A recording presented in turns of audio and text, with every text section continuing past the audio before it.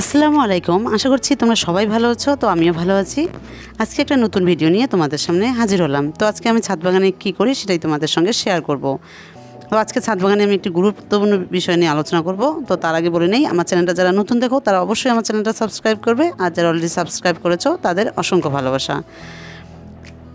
তো ছাদ বাগানে আজকে আমি তোমাদের দেখাবো ন্যাপথলিনের ব্যবহার।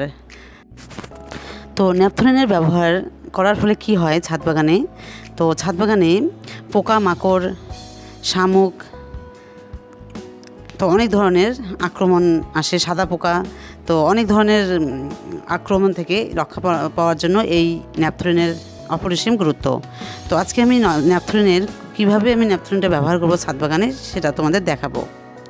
তো আমাদের সবার ঘরে ন্যাপথলিন আছে, কারণ ন্যাপথলিন জামা কাপড়ের ক্ষেত্রে বা বেসিনে ব্যবহৃত হয়, দুর্গন্ধযুক্ত জায়গায়ও ব্যবহৃত হয় ন্যাপথলিন, মানে অনেক জায়গায় অনেক ক্ষেত্রে ঘরে ব্যবহৃত হয়। তো সেরকম আমাদের ছাদ বাগানেও ন্যাপথলিনের ব্যবহার আছে।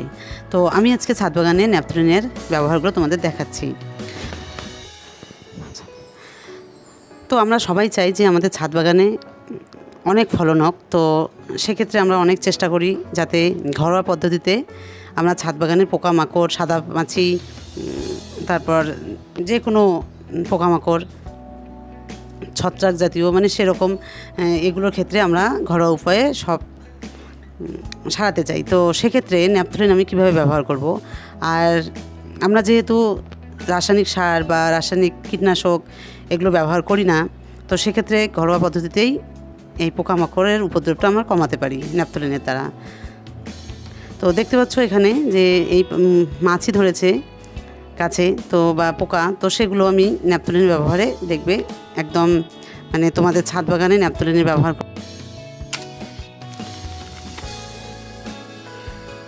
এই ন্যাপথলিন কিভাবে ব্যবহার করব, তো আমার ভিডিওটা তোমরা শেষ অবধি দেখতে থাকো। তো চলো আমি এবার তোমাদের দেখাচ্ছি কীভাবে ন্যাপথলিন ব্যবহার করি। তো তোমরা গাছে দেওয়ার জন্য এরকম কটা ন্যাপথলিন নেবে। তো এগুলো তোমরা একটা কাগজের উপরে নেবে, নিয়ে ভালো করে গুঁড়ো করে নেবে। তো এই যে আমি কাগজের উপরে নিলাম, নিয়ে এটা এবার সুন্দর করে গুঁড়ো করে নেব, কারণ ভালো করে গুঁড়ো করে না নিলে একটু অসুবিধা হবে। তো এই জন্য তোমাদের আমি বলছি একটু ভালো করে তোমরা গুঁড়ো করে নেবে। তো তোমরা গুঁড়ো করার জন্য যে কোনো একটা শক্ত কিছু নিয়ে তোমরা এটা গুঁড়ো করবে। তো এই যে আমার অলরেডি গুঁড়ো হয়ে গেছে ন্যাপথলিনটা। তো আমি এটা কীভাবে গাছে দেই তোমাদের দেখাচ্ছি। তো এই যে আমি বারবার বলছি তোমরা সুন্দর করে গুঁড়ো করে নেবে।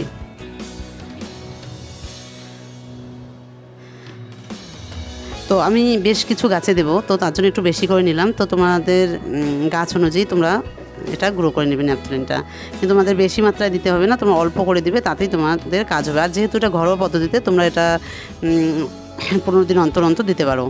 আর তোমরা একদিনেই দিয়ে যে কাজ পাবে সেরকম না, তোমরা এটা 15 দিন পর পর দেবে, তাহলে দেখবে তোমাদের ছাদ বাগানে কোনো পোকামাকড়, মাছি বা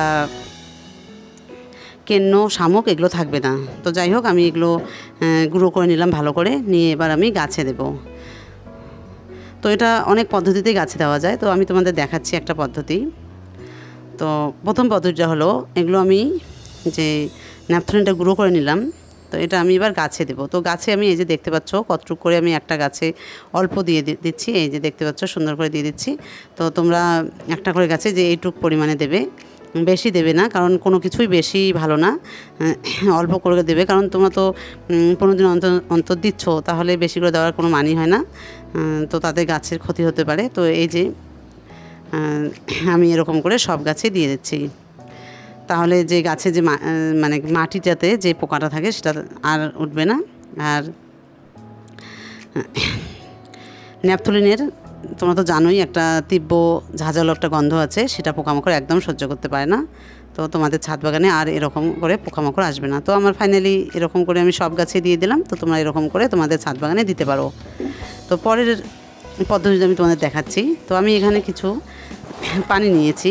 তো পানি নিয়ে আমি এবার কি করব, যে আমি যে ন্যাপথলিনটা গুঁড়ো করেছি ওরকম করে তোমরা আর কিছু ন্যাপথলিন গুঁড়ো করবে, করে এই পানিতে তোমরা দিয়ে মেশাবে। তো তার সঙ্গে আমি কি মেশাই তোমাদের সেটাও দেখাচ্ছি। তো যে দেখতে পাচ্ছ আমি ন্যাপথলিনগুলো পানিতে দিয়ে দিলাম। তো এটা দিয়ে তো আমি সব ন্যাপথলিনের গুঁড়োগুলো দিয়ে এবার আমি ভালো করে নেড়ে চেড়ে দিচ্ছি। তো তার সঙ্গে আমাকে একটু শ্যাম্পু মেশাতে হবে, কারণ শুধু ন্যাপথলিন না দিয়ে তোমরা শ্যাম্পুর বদলে তোমরা একটু হ্যান্ড ওয়াশও দিতে পারো।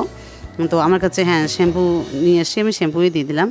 তো এই যে আমি একটু যেটা শ্যাম্পুর পাতা 1 টাকা করে, তো সেই শ্যাম্পুটা তোমরা দিতে পারো। আমার কাছে ওরকম পাতা ছিল না জন্য আমি বড়ই নিয়ে আসছি, তো আমি অল্প পরিমাণে দিয়ে দিলাম, এই যে দেখতে পাচ্ছ। তো এবার এটা ভালো করে আমি গোলাবো যাতে একদম সব পানির সঙ্গে মিশে যায়। তো তোমরা এই প্রসেসটাও করতে পারো, দেখবে খুবই কার্যকর একটা প্রসেস ঘরোয়া পদ্ধতিতে।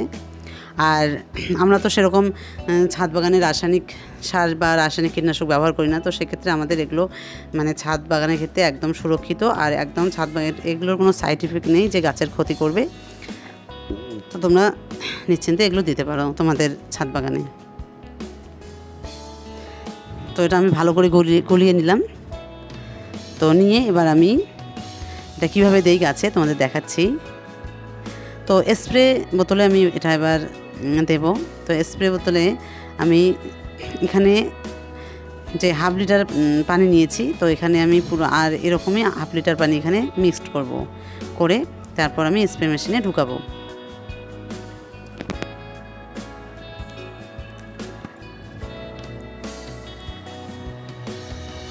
তো এই যে আমি একটা স্প্রে বোতল নিয়েছি, তো এবার আমি এটা সাবধানে একটু ঢুকাবো। তো এটা যদি ছেঁকনি করে নাও তাহলে খুব ভালো হয়, আর আমার কাছে ছেঁকনি ছিল না জন্য আমি নিলাম না। তো এটা আমি ভালো করে হাত দিয়ে গুলিয়ে নিয়েছি। তো দেখতে পাচ্ছ একদম পানির মতো হয়ে গেছে, পানির সঙ্গে সব মিক্সড হয়ে গেছে। তো তোমরা ছেঁকনি দিয়ে নেবে, খুব ভালো হবে। তো আমি এটা এই যে আমার দেওয়া হয়ে গেছে, তো আমি 1/2 লিটার আর একটু পানি নিয়ে আমি এখানে মিক্সড করে নিলাম। তো আমি এবার স্প্রে বোতলে ঢুকে আমি সব গাছে ভালো নিচে উপরে একদম সুন্দর করে সব গাছে দিয়ে দেবো, যাতে পোকাগুলো সব মরে যায় আর পোকা আসে না, পরবর্তীতে কোনো পোকা আসে না। এই যে এরকম করে তোমরা একদম গাছের উপরে নিচে সব জায়গায় দেবে, পাতায় সব জায়গায় দেবে, দেখবে পোকা থাকবে না। কারণ ন্যাপথলিনের ঝাঁঝালো গন্ধটা একদম পোকা সহ্য করতে পারে না। তো তোমরা এই টিপসটাও ফলো করবে। তো এই যে দেখতে পাচ্ছ ফুলগুলোয় মাছি পড়েছে, তো এখানেও আমি দিয়ে দিচ্ছি। খুবই একটা কার্যকরী একটা জিনিস, এটা খুব কাজ করে।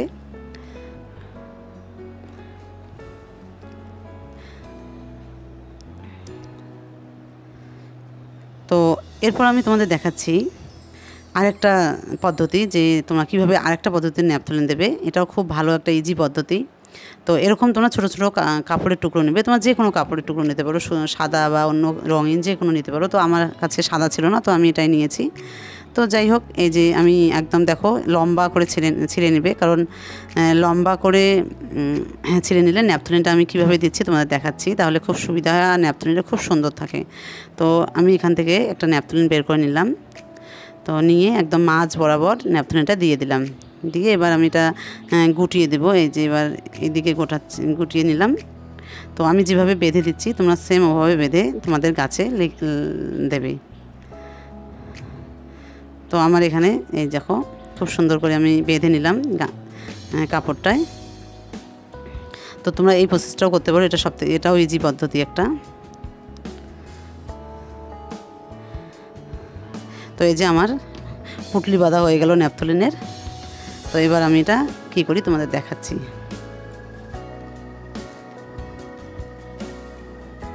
তো এই যে এখানে একটা গাছ আছে, তো এই গাছটাতে আমি বেঁধে দেব।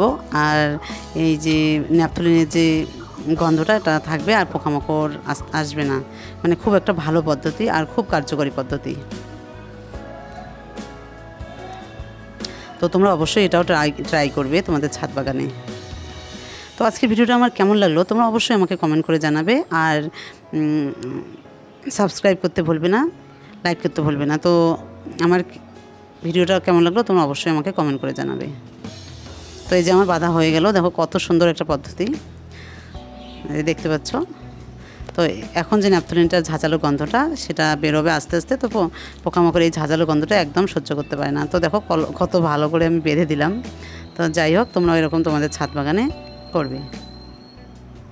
তো তোমাদেরকে আমি কটা টিপস দিলাম ন্যাপথলিন ব্যবহারে, তোমরা এগুলো ফলো করবে। তো তো আজকের ভিডিওটা কেমন লাগলো তোমরা অবশ্যই আমাকে কমেন্ট করে জানাবে।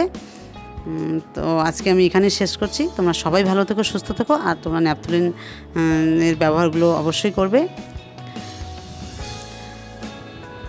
তো তোমাদের সঙ্গে নেক্সট ভিডিওতে দেখা হবে। Tata, by.